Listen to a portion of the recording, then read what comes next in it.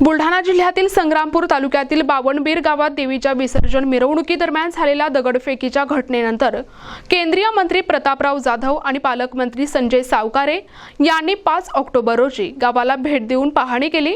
मिरवणुकीदरम्यान काही समाजकंटकांनी दगडफेक केल्याच्या घटनेमुळे गावात तणाव निर्माण झाला होता।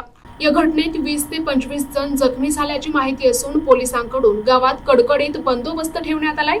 या घटनेची गांभीर्याने दखल घेत केंद्रीय मंत्री प्रतापराव जाधव यांनी बावनबीर गावात जाऊन ग्रामस्थांशी संवाद साधला आणि घटनेची सविस्तर माहिती घेतली। तसेच मिरवणुकीदरम्यान यापुढे कोणताही अनुचित प्रकार घडणार नाही यासाठी पोलीस प्रशासनाला आवश्यक ती दक्षता घेण्याचे निर्देश त्यांनी दिले आहेत। गावामध्ये जे समाजकंटक दहशत निर्माण करण्याचा प्रयत्न करत आहेत त्यांच्यावर तात्काळ कडक कारवाई करण्याच्या सूचना पोलीस अधिकाऱ्यांनी दिल्या।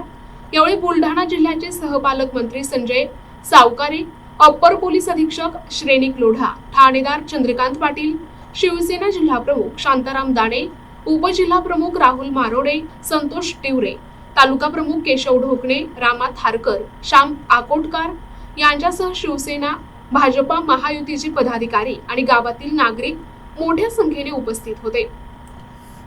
प्रतिनिधी संजय दांडगे, NTV न्यूज मराठी, बुलढाणा।